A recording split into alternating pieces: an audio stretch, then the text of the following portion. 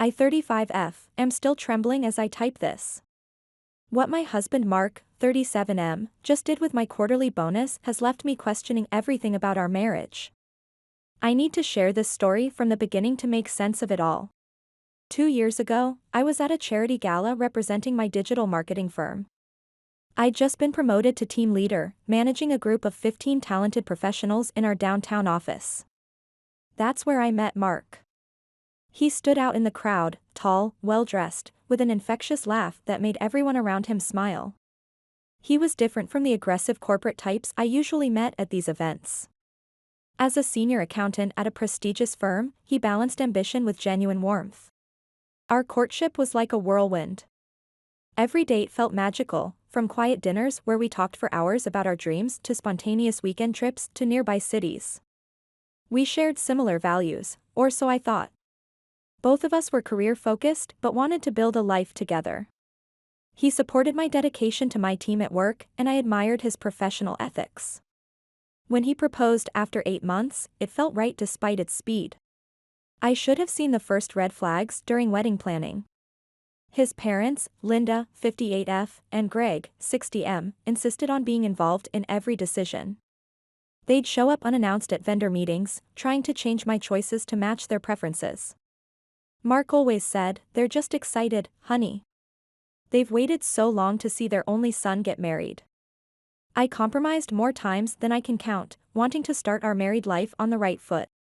The day after our wedding marked the beginning of what would become a pattern. Our living room was filled with gifts, a beautiful chaos of wrapped packages and cards from our loved ones. I was still in newlywed bliss, wearing Mark's old college sweatshirt and planning to spend the day sorting through everything together. That's when the doorbell rang. Linda and Greg stood there, dressed like they were heading to a country club lunch.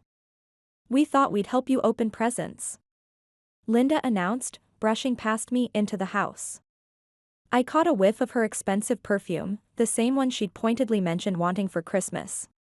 Greg followed with his usual booming laugh, carrying a bottle of champagne.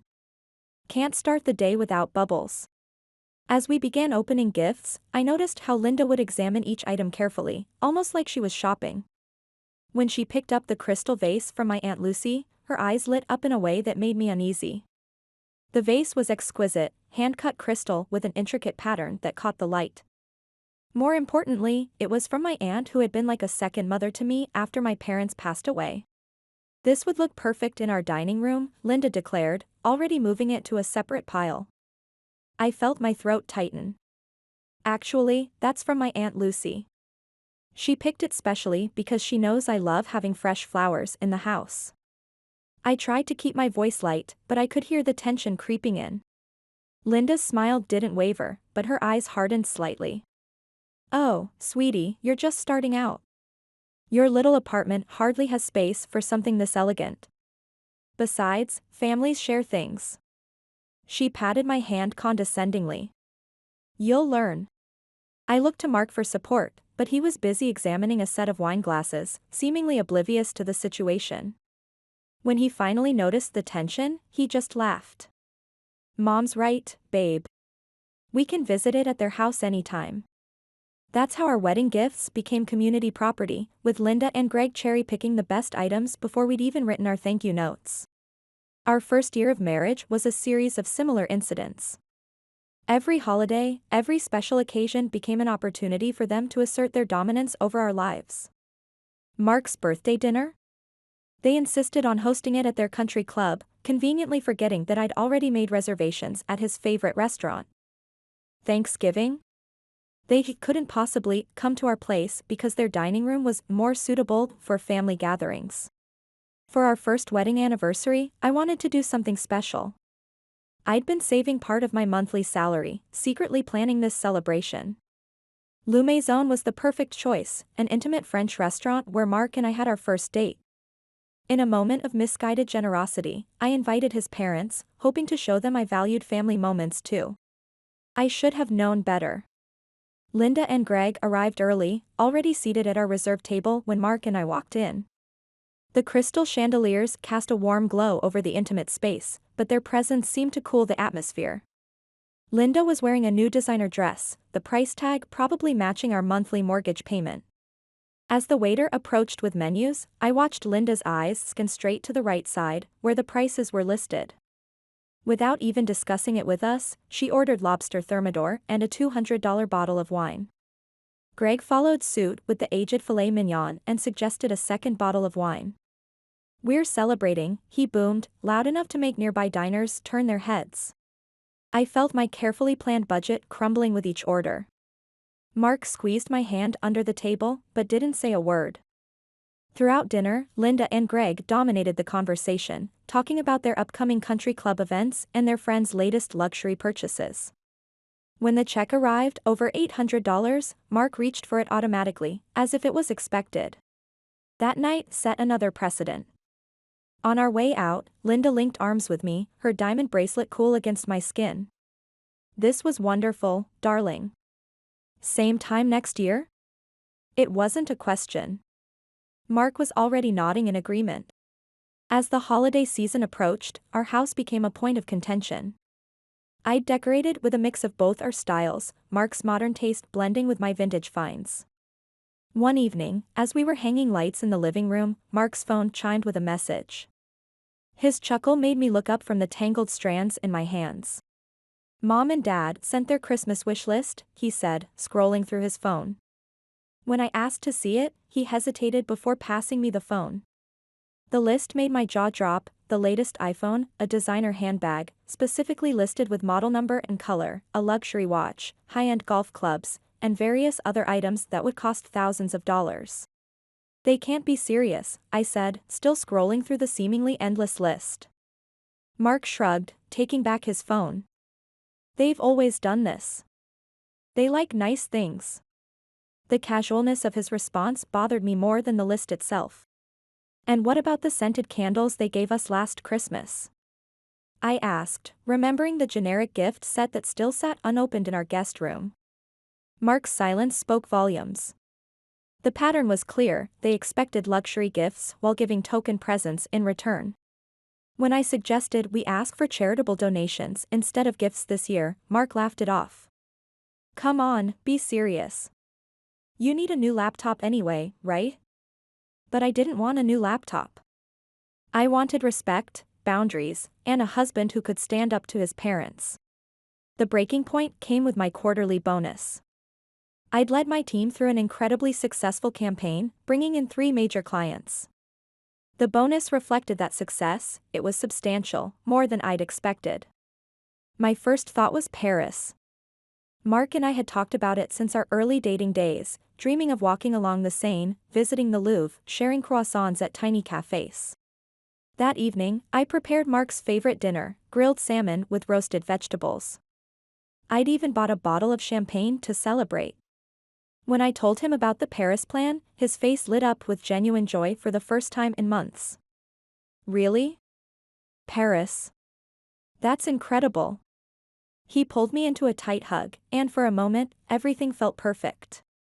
Then his phone rang. I watched his expression change as he answered, Linda's name flashing on the screen. "Yeah, we're going to Paris," he said into the phone, and my heart sank. I should have asked him to keep it quiet until we'd made concrete plans. The conversation shifted quickly. "I know you've always wanted to go." "Yes, I understand." "Well, let me talk to Julia." With each passing moment, Mark's enthusiasm dimmed. When he hung up, the silence in our kitchen felt heavy. "They want to come with us," he said finally, his voice careful. "Mom says they've never been to Paris, and it's always been their dream trip." The salmon on my plate had gone cold, but I barely noticed. "This was supposed to be our trip, Mark. Something special for just us." He ran his hands through his hair, a nervous habit I'd come to recognize. "I know, but they're getting older." Mom sounded so excited. "They've done so much for me, Julia. For us." But when I thought about what they'd actually done for us, all I could remember were the times they'd taken, demanded, or diminished our experiences. The argument that followed was quiet but intense. "We can plan another trip with them," I suggested, trying to be reasonable. This one should be just for us. Mark nodded slowly, but I could see the conflict in his eyes. I'll tell them, he promised, but his voice lacked conviction. When he finally called them back, I watched him cave in real time. Maybe we could all go together next year, he suggested weakly. Linda's voice came sharp through the speakerphone. Why wait? We can afford it now. The way she said afford made it clear she was counting my bonus as family money. Because this trip is for us, I interjected, unable to stay silent any longer. Mark and I need this time together. The silence that followed was broken by Linda's cold response. Well, that's very selfish of you, Julia. Very selfish indeed. That night, Mark slept on the couch. The distance between us felt greater than ever, and as I lay alone in our bed, I couldn't help but wonder if this was how our marriage would always be, us against them, with Mark perpetually caught in the middle. Little did I know, things were about to get much worse. Update 1, I wish I could say things got better after our argument about Paris, but the reality is far worse than I imagined. The morning after our fight, Mark left for work without saying goodbye, something he'd never done before. The silence in our house was deafening, broken only by the constant buzzing of my phone with messages from Linda. You're tearing this family apart, one message read. Mark has always included us in everything. Another insisted, we raised him to be generous, not selfish like you. I muted the notifications, trying to focus on my work presentation, but her words kept echoing in my head. That evening, I had a crucial client meeting that ran late. When I finally got home around 8 p.m., I found Mark sitting at our kitchen table with a strange expression. I talked to Mom and Dad today, he said, his voice oddly detached. They made some good points about family traditions and staying close as we get older. I felt my stomach drop. What exactly are you saying, Mark? He wouldn't meet my eyes. Maybe we could compromise? Share the hotel suite with them, do some activities together? The way he said it, like he was reading from a script, told me these weren't his words. They were Linda's. They could get their own room at a different hotel, I suggested, trying to stay calm. We could meet for dinners sometimes. But Mark shook his head. Mom says that defeats the purpose of a family trip. She found this perfect suite at the Four Seasons, 2 bedrooms, shared living space. Perfect for bonding. The next few days were a blur of passive-aggressive texts and tense phone calls. Linda started sending us links to family-friendly Paris itineraries, always copying her social circle on the emails. Looking forward to our family Paris adventure, she'd write, making sure everyone knew they were included in our trip. I threw myself into work, staying late at the office to avoid the growing tension at home. My team noticed something was wrong. I'm usually the one pushing for work-life balance, but now I was the last to leave every night. My assistant, Sarah, finally cornered me in the break room. Is everything okay? You seem different, she said carefully. Before I knew it, I was telling her everything. Her face darkened when I mentioned the bonus. They have no right to claim your money like that, she said firmly. Have you checked your accounts recently? I hadn't. Between the arguments and work, I'd been avoiding looking at our finances. That night, I logged into my bank account, and my heart nearly stopped. There were pending charges for airline tickets, 4 of them, to Paris. First class. And hotel reservations at the Four Seasons. All charged to my account. Mark had used my credit card, the one I'd given him for emergencies, to book everything. The total was nearly my entire bonus. My hands were shaking as I called the credit card company to dispute the charges, but they said since Mark was an authorized user, they couldn't help. I confronted Mark as soon as he got home. How could you? I demanded, showing him the charges. He had the audacity to look defensive. Mom found really good deals, he said. And they promised to pay us back, eventually. Eventually? I couldn't believe what I was hearing. You spent my bonus, money I earned, without even asking me? His response floored me. Mom says, when you're family, you don't need to ask. Besides, you were being stubborn about sharing. I spent that night at my friend's apartment, ignoring the barrage of messages from both Mark and his parents. Linda had the nerve to text, "We already bought special outfits for Paris. You can't back out now, think of how embarrassing that would be for everyone." That's when something snapped inside me. I remembered what Sarah had said, they had no right to my money. First thing in the morning, I went to the bank and removed Mark as an authorized user from all my accounts. Then I called the airlines and hotels directly. "I'd like to cancel all reservations made with my card," I told them calmly. "And please make a note that no one but me can make any changes to these bookings." The airline representative was incredibly understanding, especially when I explained the situation. Within hours, everything was cancelled. I blocked Linda's number after her final message, "You'll regret making enemies of us. Everyone in our circle will hear about this." Let them hear, I thought. Let them know how they tried to steal my bonus. Mark came home that night in a panic. "The airline called Dad, all the reservations are cancelled. Mom is crying. How could you do this to them?" I looked at my husband, really looked at him, and for the first time, I saw him clearly. Not as the charming man I fell in love with, but as someone who would always choose his parents over me. "How could I do this?" I asked quietly. "How could you do this to me?" He had no answer. Just stood there, looking lost, his phone buzzing constantly with messages from his mother. I realized then that this wasn't just about a trip to Paris anymore. This was about respect, boundaries, and trust, all of which had been broken.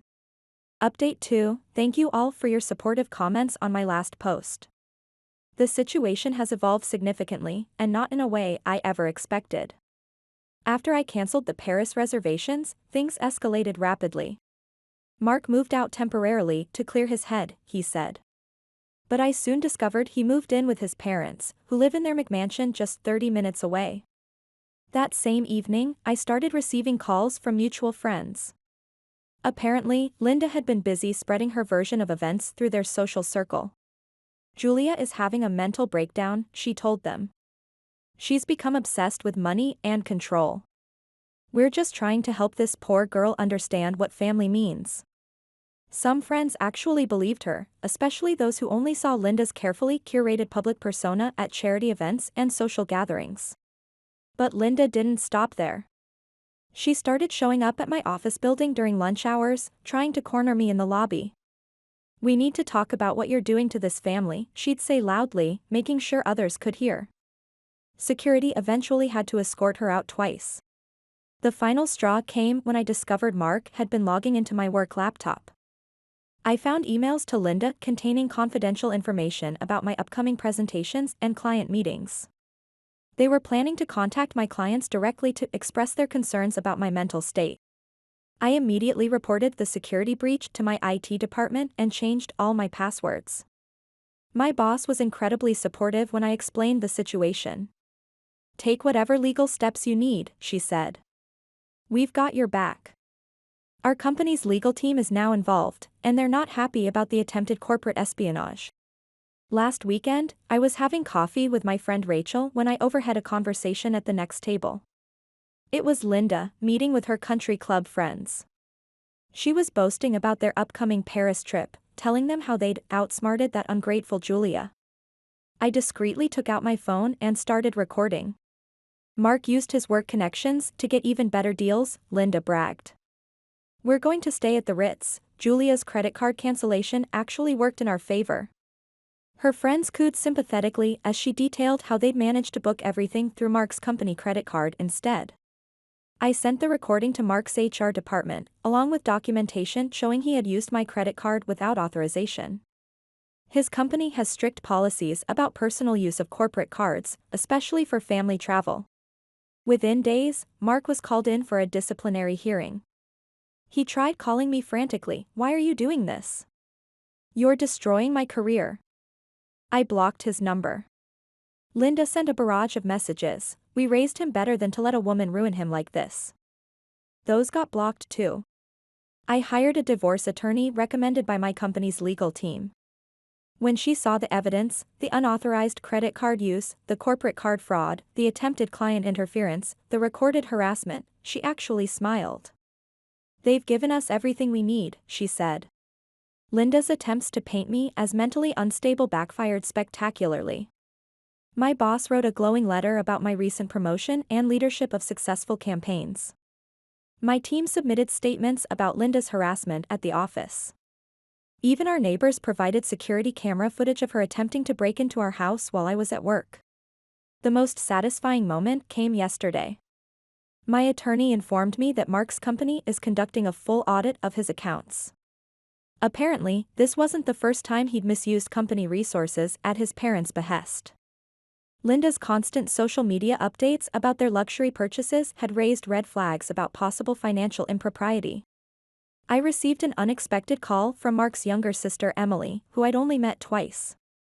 "I need to apologize," she said.